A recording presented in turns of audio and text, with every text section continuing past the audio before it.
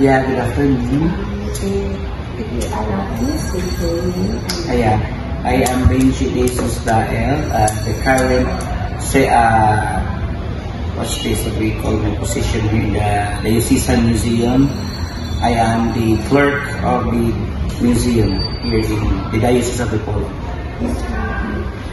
Ilan nakapag-years na nag-serve din sa Diocese of Dipolog? Yeah, I'm serving the church since the late 80s when I was a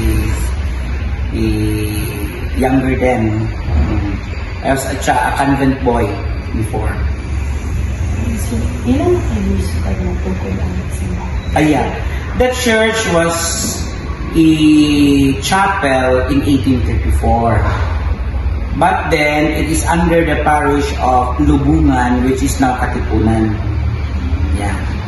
So, in 1893, Reverend Father Eusebio Barado, SJ, a Jesuit missionary, planned and conceived a simbahan. Because by that time, it is only a chapel. So when in 1893, he had a plan to conceive much bigger, so which is called simbahan na, which is now the present church. The construction began in 1894, and then it ends in 1896.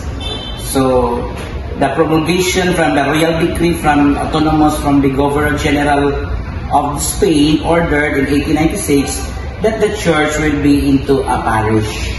So the parish was established in 1896. But the construction of the church began in 1894. And then the convent started in 1893 and ended up in 1894. Because the convent was the first being constructed rather than the simbahan. Okay? Ano ang maybe of the most holy rosary ang pagkaroon sa Cathedral? That was a very nice question. Okay, daghan yung nangutanang anong Our Lady of the Most Holy Rosary, and then the church was under the Jesuit missionary, which is not under the Dominican order, because the devotion of the Holy Rosary was promulgated and was promoted by the missionary called Ordo Predicatorum, which is Order of Preachers, in short, Dominican. Since Dominican did not went to Mindanao, so wala sila karidiri, pero nag-question mark perhaps this is the question. Since time immemorial, Dipolog din is a barrio under the municipality of Dapitan City. But the church is under the parish of Katipunan, as I told you earlier. Now, in 1700, the Jesuits was being expelled in Mindanao in their mission. So nawala ang mga Jesuits diri kay gipromulgate sila under sa King of Spain. So tanang mga Jesuits nga under sa colony sa Spain, ipapahawa sila. So they went back to Spain. So ang mga mission area, for example, Mindanao, nahatag ni siya sa Order of the Augustinian Recollect. We call it OER.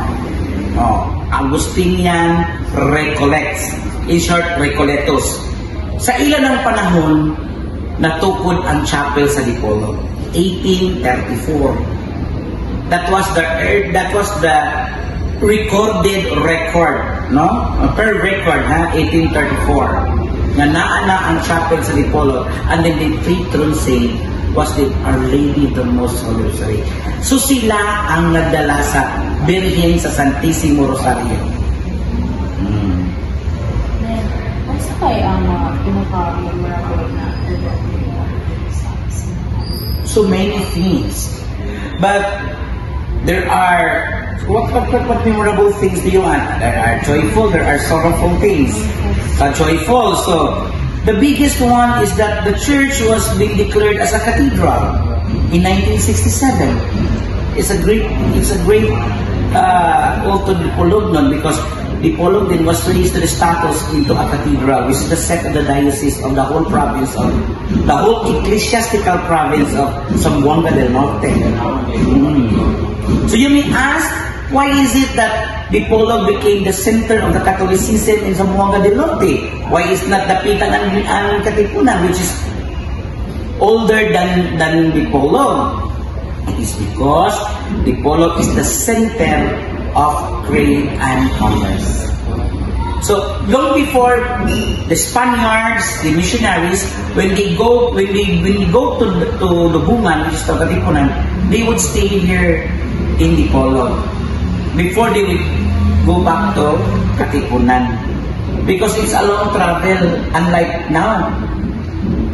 Before, there are no transportations, only riding horses and backpacks.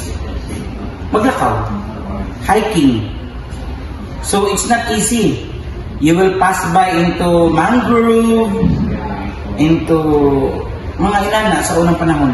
So that's the reason nga ang Dipolog, mga pare, kahit naayon kapilya dire, tungkol sila kumbento so that they can stay before they went back to Lubungan.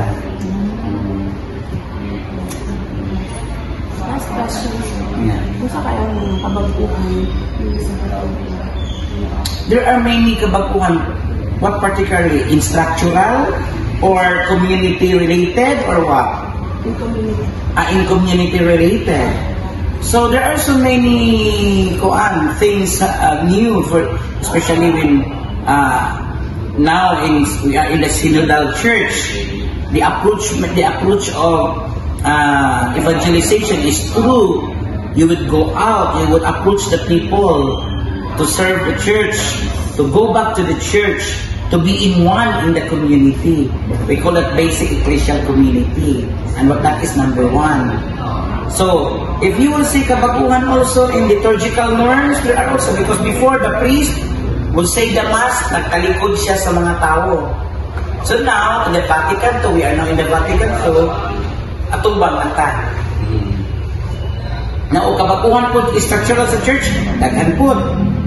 The cathedral now is very, very beautiful, di ba? Unlike before po, lamig po siya karaan sa una. But if you really want to see the views of the old church,